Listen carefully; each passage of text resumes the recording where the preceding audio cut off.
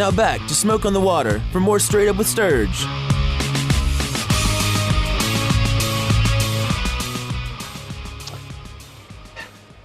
All right, welcome back into Smoke on the Water, 7:23 on this Wednesday night edition of Straight Up with Sturge, and we go straight to the guest line. We bring on former Boston College linebacker Steele Divitto. Steele, how are we doing tonight?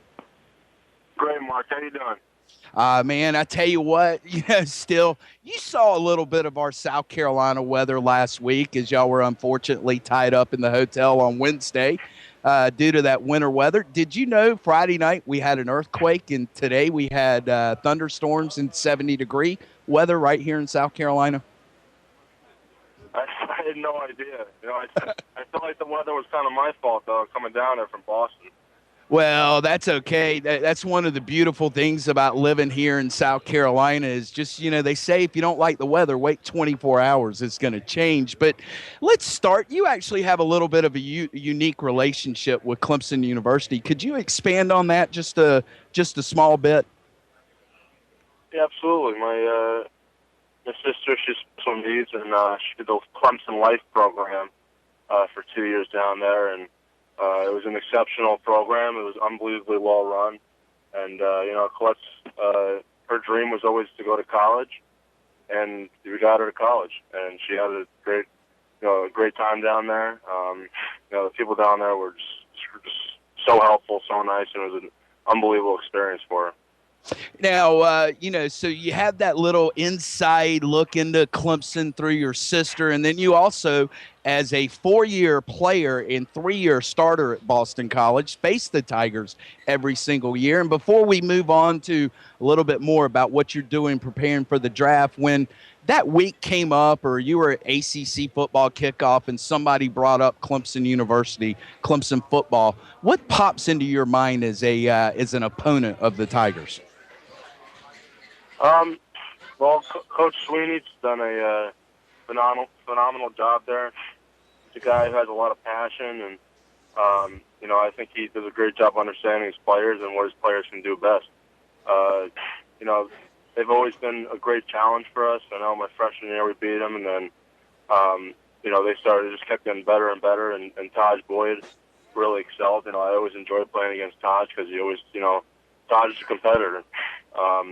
They have a bunch of guys, even guys like Andre Ellington, guys that were just great competitors, and you saw that they came to play every single, it didn't matter who they were playing, they always came to play.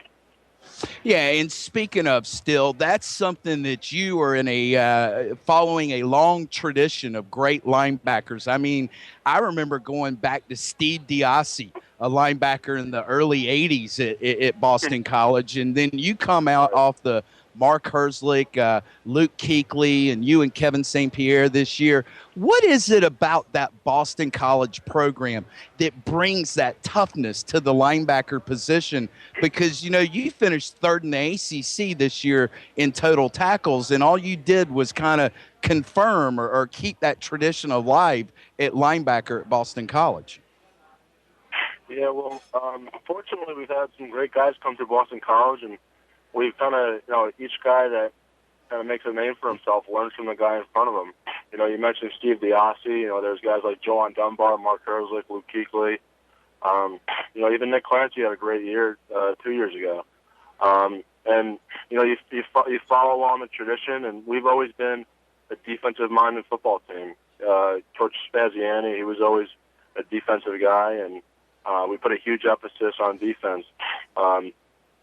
As it changed a little bit, we're still, our game plan is always to play great defense. That's always the deal. And then the second part of the game plan was run the football. So, I always liked Boston College, especially growing up, because they kind of emulated what I was about, and I always liked the toughness aspect and the defense, the importance of defense, Whenever I watched Boston College play, I always just thought, man, these guys are just coming after you, and that was the kind of mindset I wanted to keep in college. We're talking with a former Boston College and soon-to-be NFL linebacker Steele Divitto. And still, I actually want to throw this one in there. You came out of a high school program, Don Bosco Prep in New Jersey, that I had a really cool relationship with a couple of years ago when they came down here to Burns and competed in the 7-on-7. And what you just said about BC kind of seems like a lot of what I heard from that Don Bosco Prep coaching staff a couple of years ago. So was that what you went through at BC, just an extension of high school? Yeah, absolutely. I mean, I would say that, Don Bosco was, our trademark was the home of the tough guys. We had an unbelievable staff there. We had, some of the most competitive kids I've ever been around. Were on that team. My senior year, we actually won a national champion. The high school national championship. We finished, number one in all the rankings.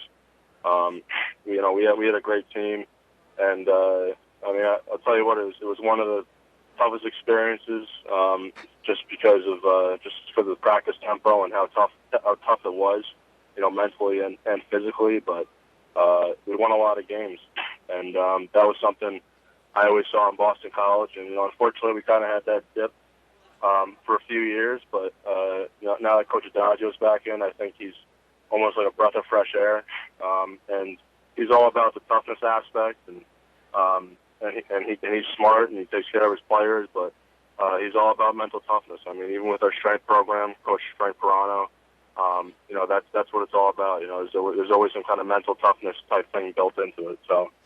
That's something I was always accustomed to, and I was pretty lucky that Boston College was kind of that same deal.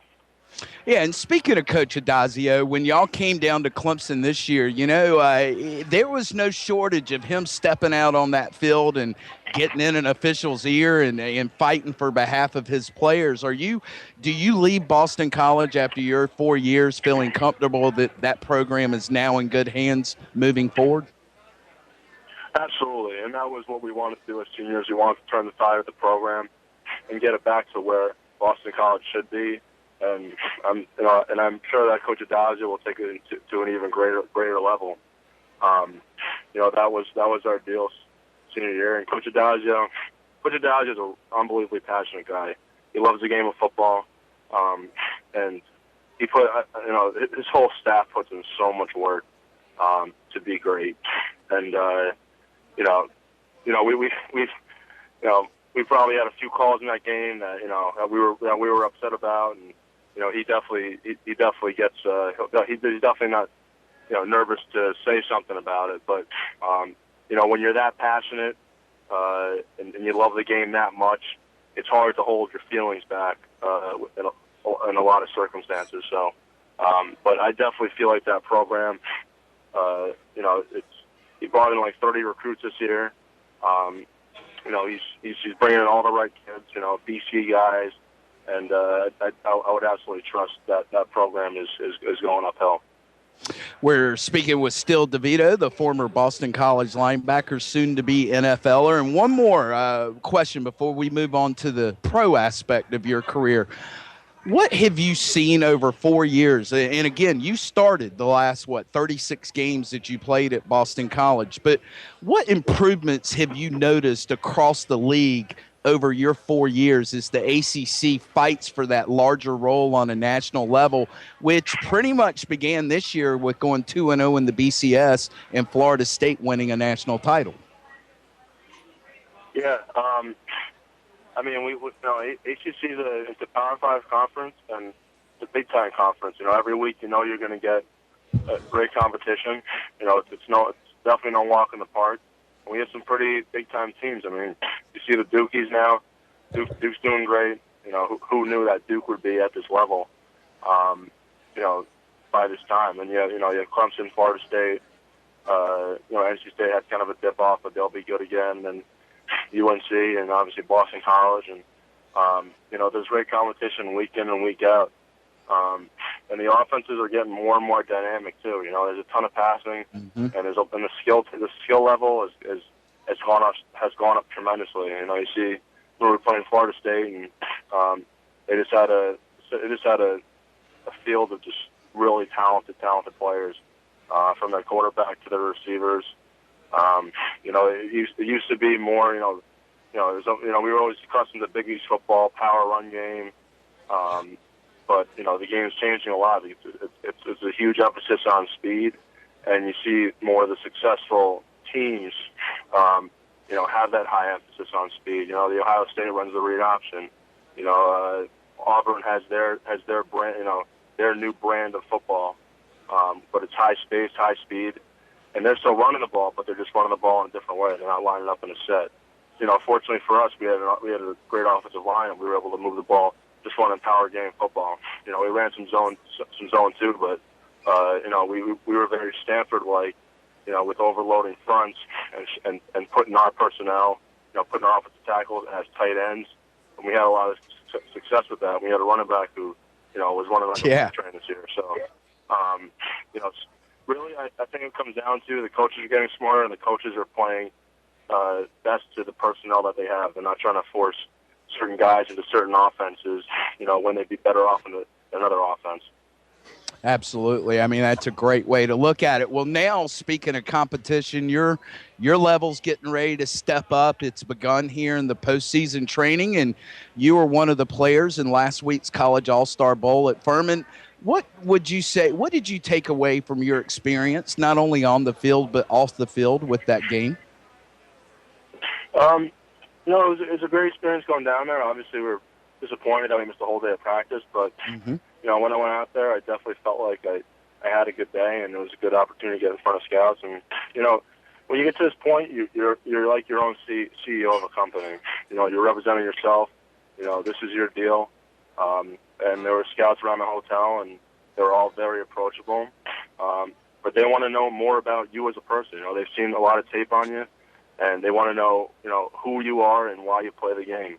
So it was really a great experience, meeting all those guys, and then also obviously going out there and competing against some of the better competition throughout the country. Other guys who are NFL hungry. And for me, that was really good to kind of see where I'm at and get a gauge of, what my potential is. And obviously, all those guys aren't going to get drafted, but I'm sure a decent amount, will get drafted or will get picked up as free agents. So, it's a really good gauge to see where you're at, especially when you're playing against high-level competition. Now, as you gear up for April's draft, what are you currently doing as Steele Divitto to prepare yourself for it? Did you get an invite to the Combine this weekend, and where are you going through your training? And also, do you have the capability to pick up the phone and call Luke or Mark and go, okay, now I'm here on y'all's level, give me some pointers? Right. Well, I'll answer your kind of questions in order. I did not get invited to the NFL Combine, which isn't overly important, but it can always help you. So I have my pro day March 12th. Right now I'm training at Test Parisi's. That's in Martinsville, New Jersey. They do a great job there, and they have all the tools for you to be successful. It's just it comes down to you using the tools, and so on and so forth. I have talked to guys like Luke, not Mark so much. I was probably a little closer with Luke, and I do have the ability to reach out to them and kind of see, what's going on and what to expect, because they have been through the process. Obviously, they've been through the process kind of in a different frame. Luke was a first rounder, so his draft deal was a little different. Also, he came out as a junior. So there's some things that overlap. There's some things that don't overlap. And then Mark was an undrafted free agent, but he got a lot of attention, and which was well deserved, especially with his circumstances. With him having such a traumatic experience, getting sick and then getting healthy again, and his whole comeback. So that's a real inspirational story. But as far as asking guys how it goes, I've definitely talked to, I talked to Luke. I've talked to a few other guys who have kind of been more in my position. Guys like Emmett Cleary, who is now at Tampa Bay. Guys who are projected more mid to later round, possibly preferred free agents. So, that's kind of where I've been at, just to kind of get exactly their take on it and what's more important, because now it's kind of a time game as well. That's right. You only have a certain amount of time to work on certain things, so you want to be very efficient with what you're doing. That's exactly right. All right, Steele, final question for you. What was your NFL team growing up, and through this process, have you had any talks or contacts with them, and what would your dream be coming here over the next year? My dream? Well, my dream was always to play NFL football. I grew up in Ridgefield, Connecticut. I still live there. Lived there my entire life. But I was always a New York Jet fan. probably until like my senior year in high school. Because once you went to college, we'd have practice on Sundays, so I could never watch the NFL games, and I was kind of clueless of what was going on. And this year especially, the practice schedule kind of changed, so I've been able to focus more on the teams and stuff. And I projected the Seahawks to go to the Super Bowl just because of their defense. But yeah, so I grew up a Jet fan, but my dream was just to play NFL football. Wherever it is, I want to go down there or go up there, wherever, go out west, wherever it is, and have some fun. I love the game, and I love the work that goes into being great. It's just such a privilege to play the game. So, wherever I end up, I know I'll be happy. Well, still, I have no doubts that you are getting ready to embark on what's going to be a great career for you at the NFL level. You get it. You work hard, and you're just an outstanding person. Anything that we can do for you or your sister as she comes back down to South Carolina, please don't hesitate to let us know, and we'll look to check in with you sometime down the road. Awesome. Thank you so much, Mark. Thank you for your time, and I appreciate you having me. All right. Thank you very much. That's Steele Divitto, the former Boston College linebacker. I had a chance to spend some time with him last week and talk about some things from Massachusetts when I lived up there one summer in high school. And we just kind of hit it off, and we said, let's talk some ACC football on this show. All right. Before we get out to break, don't forget Tuesday next week, this upcoming Tuesday, February 25th. It's Customer Appreciation Day at Rogers Outdoor Equipment at the intersection of Highway 8 and 81 in Piedmont. All you have to do is go I-85 to exit 32, go 1.5 miles west. You'll run right into them. Will Quackenbush, Dutch Coleman, and myself will be broadcasting live from Rogers Outdoor Equipment from 9 to noon. It's Customer Appreciation Day, the best sales day of the year. If you work outside with any handheld equipment, tractors, lawnmowers, you know what I'm talking about. Get by Rogers Outdoor Equipment, the best prices, and get yourself some free lunch. They'll serve barbecue sandwiches with chips and drinks, and just a great day there. And come by and see Qualk and Dutch and myself, and get hooked up with some of the finest people there at Rogers Outdoor Equipment, because it's not just about the point of purchase. Anything else that you may need further on down the road, they're going to take great care of you. Why? Because they have a certified service department right there on location. Try dealing with somebody else. That's not always the case. Again, you can call them at 947-6377. Check them out online at rogersequipment.com for the Upstate's ultimate power equipment dealer. We are WCCP Talk Sports 104.9 FM, the flagship station of Clemson Athletics.